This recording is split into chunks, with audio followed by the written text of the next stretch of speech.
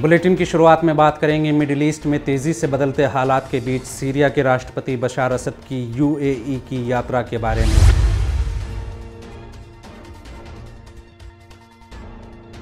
Syria के राष्ट्रपति बशार असद रूस की सफल और बहुचर्चित यात्रा के बाद संयुक्त अरब अमीरात की आधिकारिक यात्रा पर पहुंचे हुए हैं, जो ये बताने के लिए काफ़ी है कि अमेरिका की उम्मीदों के बरखिलाफ मिडिल ईस्ट में नए समीकरण बन रहे हैं। अपनी पत्नी अस्मा असद और एक उच्च प्रतिनिधि दल के साथ यूएई की ऑफिशियल विजिट पर पहुंचे सीरिया के राष्ट्रपति की यात्रा को लेकर संयुक्त अरब अमीरात में गजब का उत्साह देखा जा रहा है। यूएई की हवाई सीमा में असद के विमान के दाखिल होते ही संयुक्त अरब अमीरात की वायु सेना के कई विमान असद के विमान का इस्तकबाल करते हुए नजर आए।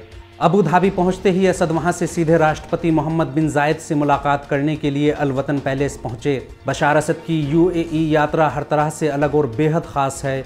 इस सफ़र का टाइम और उनके स्वागत के लिए आए यूएई के सत्ताधारियों और अधिकारियों का उत्साह, खुद राष्ट्रपति मोहम्मद बिन जायद का अपने NSA तहनून बिन जायद के साथ उनके इस्तकबाल के लिए आना और असद के साथ उनकी टीम में कई अधिकारियों के साथ साथ सीरिया के वित्त मंत्री और फॉरेन ट्रेड मामलों के मिनिस्टर की आमद ने ये बात साफ कर दी कि असद के इस सफ़र के बेहद अहम और ख़ास मकसद हैं। बशार असद के इस सफ़र के दो अहम मकसद थे। पहला राजनीतिक मकसद, दमिश्क यूएई की अहमियत को जानता है और समझता है कि अबू धाबी का इस इलाके में एक रणनीतिक महत्व है और वो इलाके का बाजीगर देश है तथा दुनिया के मामलों में अहम फैसला लेने वाली संस्थाओं में उसका बहुत प्रभाव है। संयुक्त अरब अमीरात दमिश्क और दूसरे देशों के रिश्तों पर जमी बर्फ़ को पिघलाने में अहम किरदार निभा सकता है। असद के सफ़र का दूसरा अहम मकसद आर्थिक है। दमिश्क अबू धाबी को अपने देश के आर्थिक दरवाजे के रूप में देख रहा है। यूएई संकट के इस समय में अमेरिका की गैरकानूनी पाबंदियों का सामना कर रहे दमिश्क को आर्थिक संकट से निकालने में मददगार साबित हो सकता है। अगली खबर में बात करेंगे ईरान इराक के बीच हुए सिक्योरिटी एग्रीमेंट और अमेरिकी सेना को लेकर दिए गए इराकी प्रधानमंत्री अस्सूदानी के बड़े बयान की।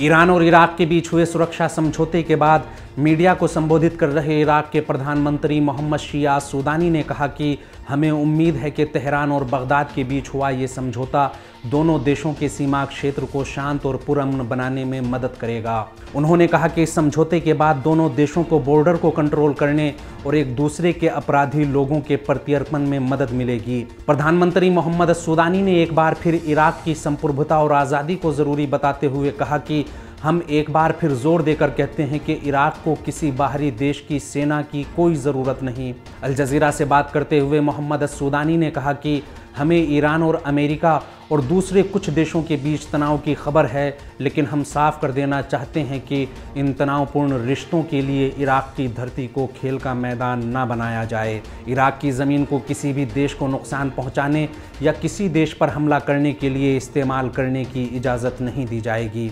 इराकी प्रधानमंत्री ने कहा कि अमेरिकी दोस्तों को ये बात समझ में आ गई है कि इराक को किसी बाहरी सेना की ज़रूरत नहीं। हम जल्द ही सभी इराकी गुटों से भी हथियार ले लेंगे और इराक सरकार के नियंत्रण से बाहर किसी को हथियार रखने की इजाज़त नहीं दी जाएगी। इराक में शिया समुदाय के साथ साथ अन्य समुदायों के अधिकारों की बात करते हुए उन्होंने कहा कि देश के सभी समुदाय को अपने अधिकार मांगने का हक है और पहले ही उन्हें उनके अधिकार दिए जाने चाहिए थे। देश में फैले भ्रष्टाचार के खिलाफ सरकार की मुहिम के बारे में बात करते हुए उन्होंने कहा कि एंटी करप्शन मूवमेंट के तहत देश के कई जाने माने चेहरों को अदालती कार्रवाई का सामना करना पड़ेगा। अस्सूदानी ने कहा कि भ्रष्टाचार को ख़त्म करने के लिए सभी सरकारी संस्थानों को मिलकर काम करना होगा। सभी सरकारी संस्थानों के सहयोग के बिना ये काम नामुमकिन है।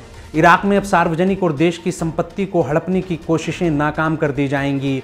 उन्होंने कहा कि हमने देश को विकास की राह पर आगे ले जाने के लिए बड़ी और लंबी अवधि की योजनाएं तैयार की हैं, लेकिन सबसे बड़ा काम देश की जनता के विश्वास को फिर से बहाल करते हुए उनके दिलों को जीतना होगा।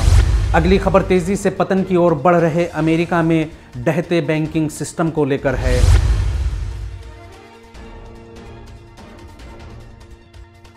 अमेरिका में एक के बाद एक डूबते बैंकों ने एक बार फिर दुनिया में आर्थिक मंदी के खतरों की आशंकाओं को जन्म दे दिया है। अमेरिका से शुरू हुए बैंकिंग संकट का असर अब पूरी दुनिया पर दिखाई देने लगा है। अमेरिका में पिछले 23 साल में कम से कम 560 से ज़्यादा बैंक डूबे हैं, लेकिन इस बार हालात कुछ ज़्यादा ही खतरनाक हैं।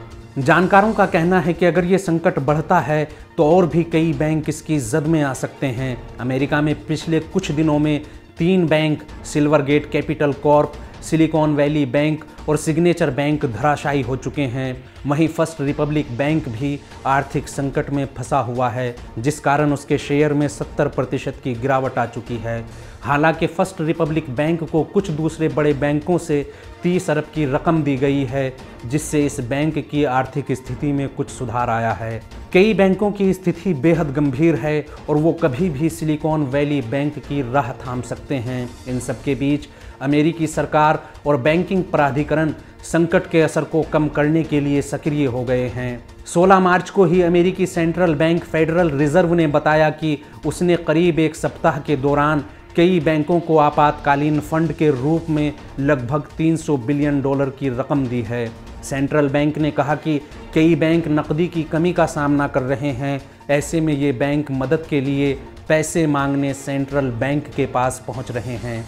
अमेरिका से शुरू हुआ बैंकिंग संकट अब यूरोप की दहलीज पर पहुंच चुका है। स्विट्जरलैंड के दिग्गज बैंक क्रेडिट स्विस के शेयरों में भारी गिरावट आई है। नुकसान में चल रहे क्रेडिट स्विस से निवेशकों ने हाथ पीछे खींच लिए, जिसके बाद इसको लेकर भी चिंता जताई जा रही है। क्रेडिट स्विस को स्विस नेशनल बैंक से आपातकालीन मदद तो मिली, लेकिन अभी भी इसका संकट पूरी तरह से दूर नहीं हुआ। अमेरिका में डूबते बैंकों का पूरी दुनिया के बैंकिंग शेयरों पर असर दिख रहा है। निवेशकों में खलबली मची हुई है। अमेरिका में निवेशक छोटे बैंकों से धड़ाधड़ पैसा निकालकर बड़े बैंकों का रुख कर रहे हैं। अमेरिका में साल 2001 से अब तक 560 बैंक डूबे। साल 2009 में 140 और साल 2010 में सबसे अधिक 157 बैंक डूबे। उससे पहले साल 2008 में 25 बैंक डूबे थे। ये अमेरिका के आधुनिक इतिहास में सबसे बड़ा बैंकिंग संकट था। इस बार केवल 2 बैंक डूबे हैं और फिर भी इतना बवाल क्यों हो रहा है? इसकी वजह ये है कि अमेरिका में एसेट्स के हिसाब से ये 2008 के बाद सबसे बड़ा बैंकिंग संकट है। साल 2008 में जो 25 बैंक डूबे थे, उनका कंबाइंड एसेट्स $374 अरब था। इस बार सिलिकॉन वैली बैंक और सिग्नेचर बैंक का कंबाइंड एसेट्स $319 अरब है। फर्स्ट रिपब्लिक बैंक पर भी दिवालिया होने का खतरा मंडरा रहा है। पिछले साल अमेरिकी बैंकों को $620 अरब का नुकसान हुआ। महंगाई पर काबू करने के लिए अमेरिकी फेड रिजर्व जिस तरह ब्याज दरों को बढ़ा रहा है, उससे कई और बैंकों के डूबने का खतरा पैदा हो गया है। अमेरिका का मौजूदा बैंकिंग संकट अभी थमा नहीं। चंद रोज पहले एक और अमेरिकी बैंक वेस्टर्न पैसिफिक बैंक भी इस संकट की चपेट में आ गया। बैंक को ग्राहकों से कैश की ज़बरदस्त डिमांड का सामना करना पड़ रहा है, जिसे पूरा करने में बैंक की हालत ख़राब हो रही है। खबरें बता रही हैं कि अगला नंबर ज़ियोन और वेस्टर्न अलायंस जैसे बैंकों का हो सकता है। कुछ खबरों में तो आशंका जताई जा रही है कि अमेरिका के दर्जनों बैंक खस्ता हाल हैं और वो कभी भी धराशायी हो सकते हैं। अगली खबर सऊदी अरब और ईरान के रिश्तों में बढ़ती नज़दीकी के बीच ईरान के राष्ट्रपति रईसी को सऊदी तानाशाह की रियाज दावत और दमिश्क रियाज के रिश्तों को लेकर है।